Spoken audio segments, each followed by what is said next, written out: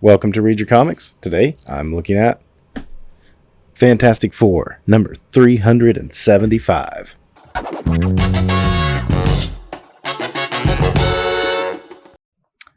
Before I get started, let me give a quick shout out to all of the subscribers. And if you are new to the channel, be sure to hit like and subscribe and hit me up with some comments if you like this video, because that's what I definitely like to do, is engage in some conversation about comics.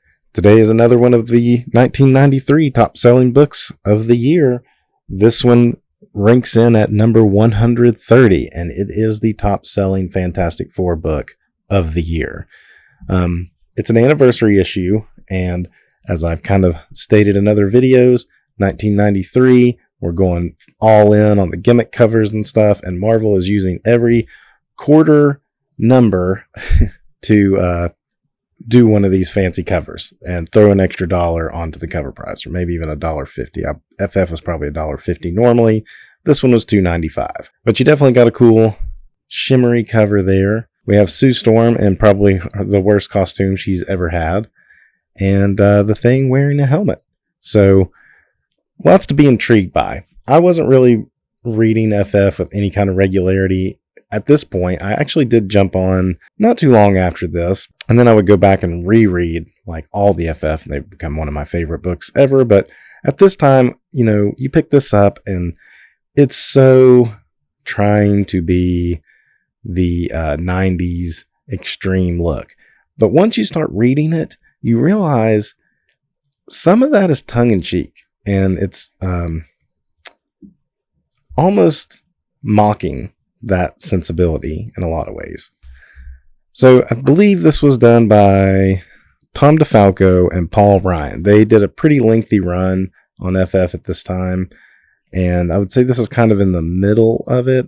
I think they did it until about 400 and I don't know, 410, 11 or something like that, like right before the Onslaught stuff in the book.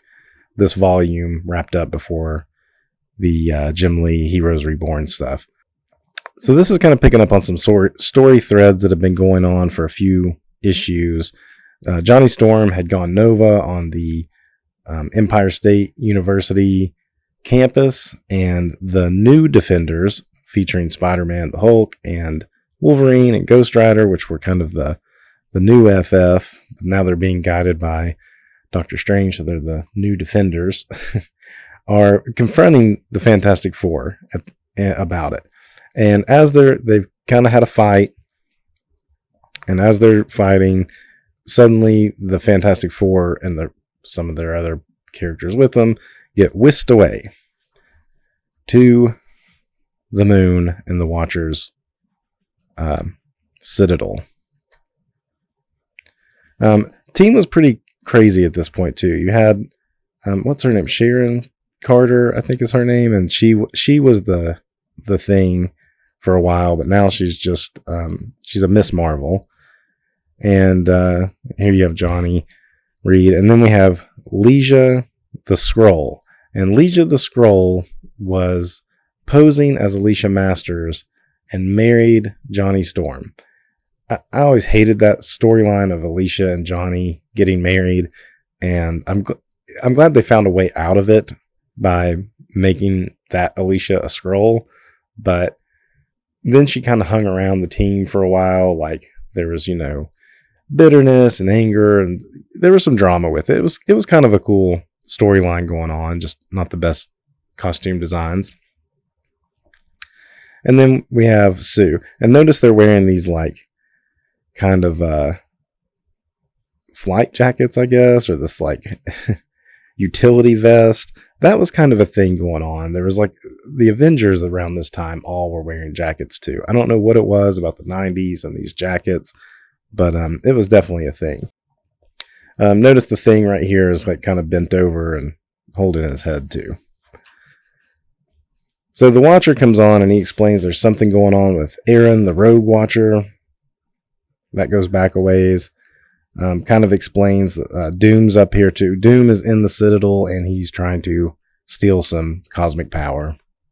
There's Aaron, the Rogue Watcher, in the stasis chamber. And now we get a look at the Thing's face.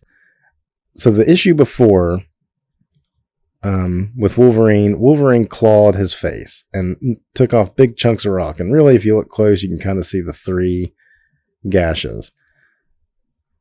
And it exposed like just kind of some like meatiness underneath the thing, which is, it was pretty different at the time. And, it's like we've seen pictures of the thing like fighting before and like little chunks of rock coming off of him. But this was pretty intense.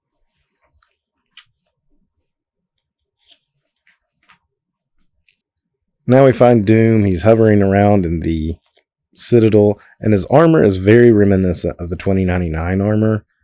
And I don't know if that was on purpose, because the 2099 books had launched, about 6 months before this came out. So I don't know if that's what they were playing at, that this was going to somehow like lead into 2099 or not. But definitely, he doesn't have like his green like tunic on over the armor.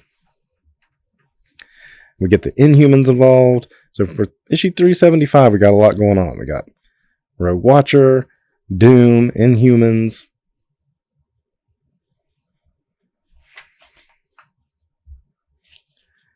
Exploring the Citadel here. And Matt Ryan. I'm getting him confused with the old quarterback in the NFL.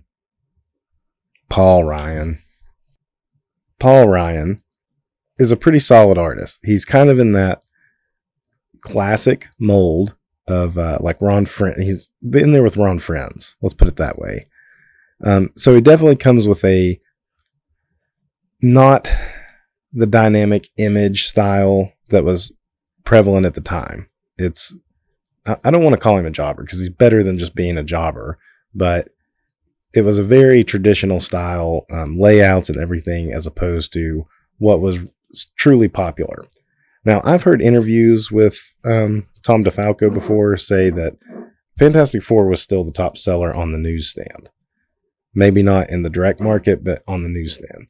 And I don't really have reason to doubt that, because this is a newsstand copy, and they still threw the foil cover on it. But it definitely wasn't taking up, prime real estate at the comic shops that I was frequenting. Let's see. Okay, yep.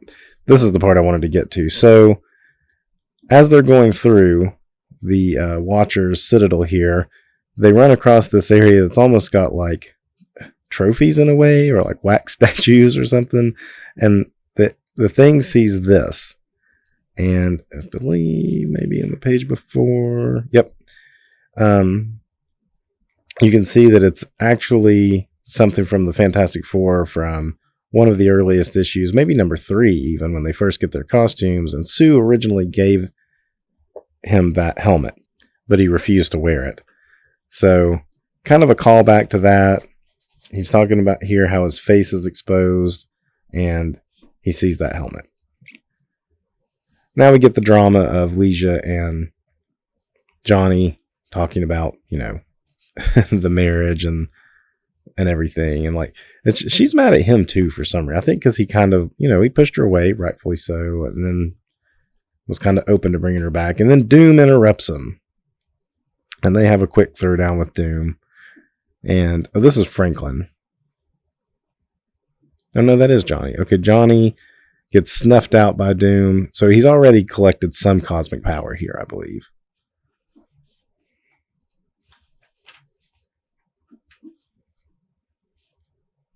Little Matt Murdock part. That was to do with the Empire State going Nova thing. Matt's there to defend him. So quick little interlude subplot, ongoing storyline. And that actually bled into like Spider-Man. I guess it probably bled into some Daredevil too, but there was a lot of the books mentioned the Empire State Johnny going Nova, which was a neat thing about Marvel at the time. And like something happened, like it was a major storyline in FF, but even in the other books, they'd be like Spider-Man would say, I can't go to the Empire State lab because it was destroyed by the Human Torch. Just little stuff like that. Reed and Sue are going through a thing here too. That's why she's wearing this ridiculous costume, I guess. She seems to be having anger issues. I think this was maybe Malice was on the verge of coming back. We got her throwing like invisible razor blades towards Doom. But she's being a little careless at the same time because she's kind of letting her anger get to her. And this is stuff like I like from Paul Ryan. Very clear storytelling, what's going on.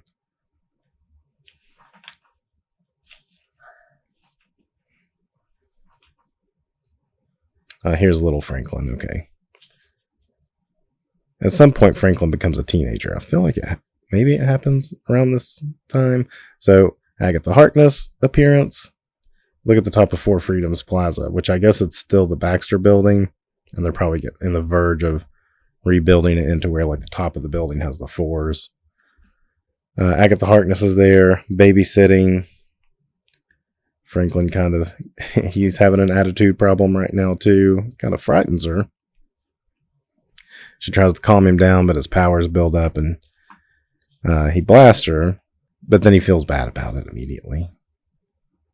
This is a pretty good angry kid picture. This looks kid-like. That's pretty good. That one, the face is a more adulty. Man, it must be really hard to draw children. That's pretty good. And now the Inhumans are back.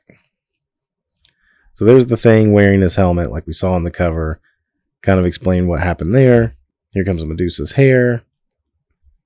And, kind of a reunion there with the Inhumans.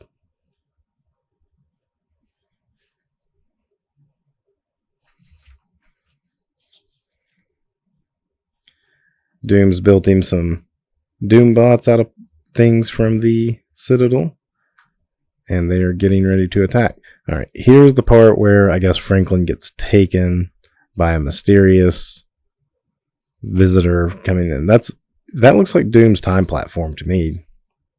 That should be a giveaway. I mean, it could be any energy, but it definitely has that Doom's time platform. If you're familiar with FF and FF history and Doom's stuff at the time, if you didn't know that stuff, which I probably didn't at this time,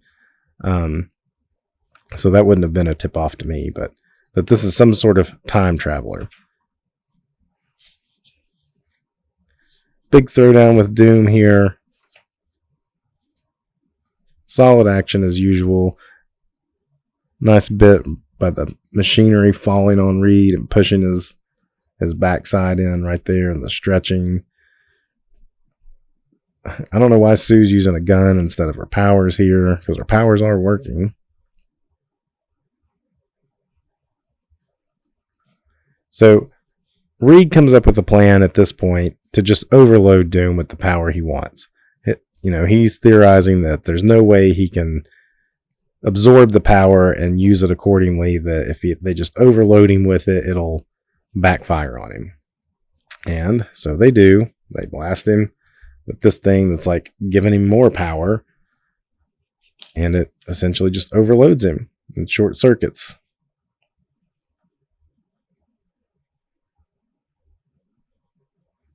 At least that's what it looks like for a second, and then he stands up and he releases some. Inhumans step in. Pretty good throwdown with Doom here. It's always a good Doom story. Now you got the Thing with a giant gun with it's, kind of pill shaped, but the big rectangle style barrels on guns this time.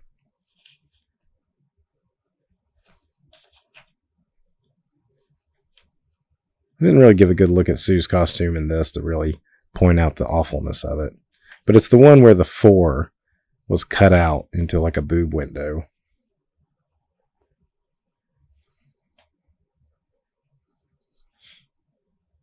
She's throwing a big piece of wreckage at him. He just dissolves it. So, do it again. Didn't work the first time, but let's try one more time. More power than he ever dreamed possible. And he gets it, but he's like supercharged now and overheating.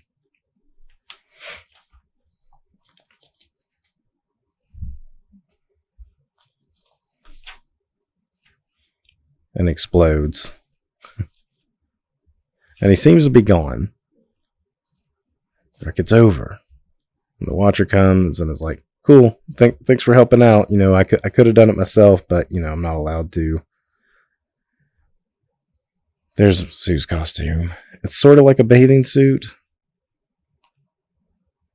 I mean, it's better with the jacket, but man, the 4 being cut out is just, that was so terrible. Why they did that. Later she does one that's like kind of sleeveless that looks pretty good, but this one is just ridiculous. And I swear, the more, if like you really go back and read this stuff, I swear it's not really just marketing trying to keep up. It's tongue-in-cheek making fun of that stuff. You know, it's kind of making fun of like the Psylocke costume and like every Image character that was, you know, a woman basically just wearing a bathing suit. It's mocking that. All right, then we get the big reveal that the person that showed up is none other than Nathaniel Richards, and he's come to take little Franklin away. Back at Latveria, there's Doom reappears and basically saying like, I haven't lost. Not yet. And that's pretty much it. This is actually a pretty solid book. I would say some people probably would look at the art as kind of old-fashioned, especially of the time.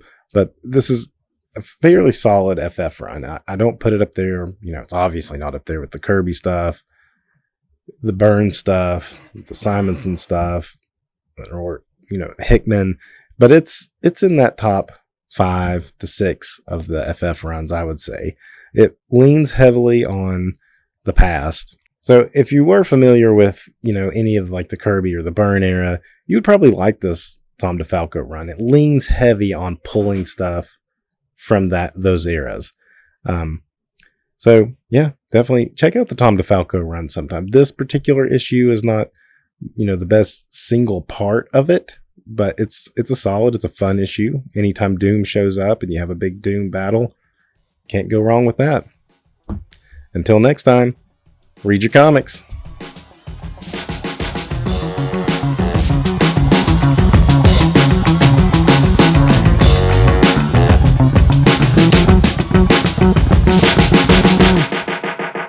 Encapsulate.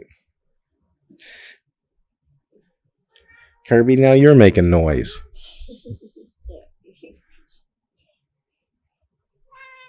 You'll have to edit that out there. Yeah.